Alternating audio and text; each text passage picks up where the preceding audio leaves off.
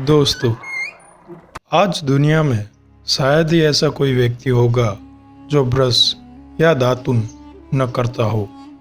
लेकिन आज हम आपको एक ऐसे शख्स के बारे में बताने जा रहे हैं जो कभी दुनिया के सबसे मजबूत नेताओं में से एक माना जाता था।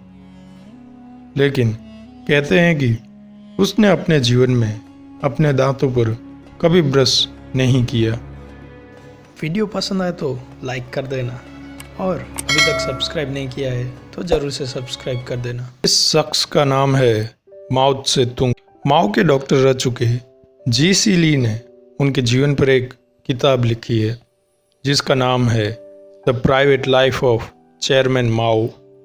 इसमें उन्होंने चीन के इस नेता के बारे में कई हैरान करने वाली बातें बताई हैं। जी.सी. ली के किताब के मुताबिक माओ जब सोकर उठते थे तो वो ब्रश करने के बजाय दांतों को साफ करने के लिए चाय का कुल्ला किया करते थे। ये उनका हर रोज का काम था। उनके दांतों को देखकर ऐसा लगता था जैसे किसी ने उन्हें हरे रंग से रंग दिया हो।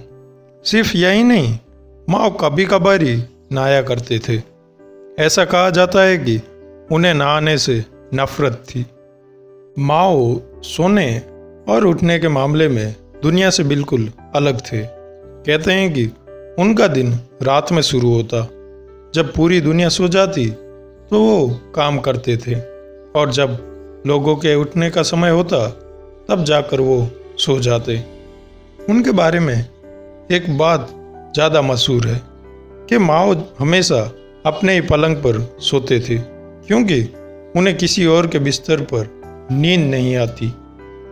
यहाँ तक कि जब वो विदेश यात्रा पर जाते तब भी उनका पलंग हमेशा उनके साथ जाता था। 26 दिसंबर 1893 को हुनान प्रांत के शाओशान कस्बे में जन्मे माओ को दुनिया के सबसे प्रतिभाशाली व्यक्तियों में से एक माना जाता है। मशहूर टाइम पत्रिका ने उन्हें 20वीं सदी के 100 सबसे प्रतिभाशाली व्यक्तियों में शामिल किया था। चीन के लोग उन्हें एक महान प्रशासक मानते हैं। उनका मानना है कि माओ ही वो शख्स हैं जिन्होंने अपनी नीति और कार्यक्रमों के माध्यम से आर्थिक, तकनीकी और सांस्कृतिक विकास के साथ चीन को दुनिया की एक प्रमुख शक्ति बनाने में अपनी महत्वपूर्ण भूमिका निभाई। हालांकि 62 साल पहले माओ की एक भयानक गलती की वजह से करोड़ों लोग मारे भी गए थे। दरअसल 1958 में माओ ने एक अभियान शुरू किया था जिसे फॉर पेस्ट कैंपेन कहा जाता है। इसके तहत उन्होंने 4 जीवों को मारने का आदेश दिया था जिनके अंदर मच्छर, मक्खी, चूहा, गौरैया चिड़िया शामिल थे। इस घटना को ग्रेट चाइनीज फेमिने के नाम से भी जाना जाता है। शायद ही ऐसा कोई चीनी नागरिक होगा जो इस घटना के बारे में न जानता हो। माओ का कहना था कि मच्छर, मक्खी, चूहा और गौरैया चिड़िया किसानों की मेहनत बेकार कर देते हैं। खेतों में मौजूद उनके सारे अनाज खा जाते हैं।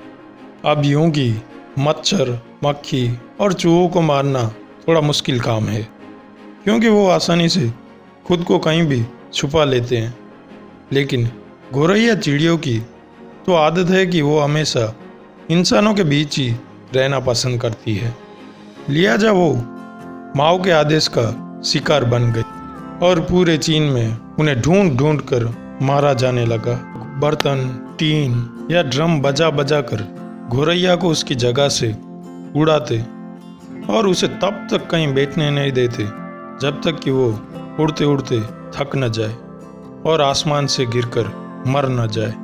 इतना ही नहीं, जो व्यक्ति जितनी संख्या में गौरैया मारता था उसे उतना ही बड़ा इनाम भी मिलता था। साल 1960 में चीन के मशहूर पक्षी विज्ञानी शोशिन चैंग ने माओ को बताया कि गौरैया बड़ी संख्या में अनाज के साथ साथ उन्हें नुकसान पहुंचाने वाले कीड़े भी खा जाती है। इस बीच चीन में चावल की पैदावार बढ़ने के बजाय लगातार घटती जा रही थी, जिसके बाद माओ ने आदेश दिया कि गोरैया को न मारा जाए, बल्कि उनकी जगह पर अनाज खाने वाले कीड़ों को मारा जाए। हालांकि तब तक बहुत देर हो चुकी थी। गोरैया के न होने से टिड्डों की संख्या में भारी बढ़ोतरी हुई थी, जिसका नतीजा ये हुआ कि सारी फसलें बर्बाद हो गई। नतीजतन चीन में एक भयानक अकाल पड़ा और देखते ही देखते करोड़ों लोग भूखमरी से मर गए। चीनी सरकार के आंकड़ों के मुताबिक करीब 1.5 करोड़ लोगों की मौत भूखमरी से हुई थी। चीन के इतिहास की सबसे बड़ी महामारियों में से एक थी।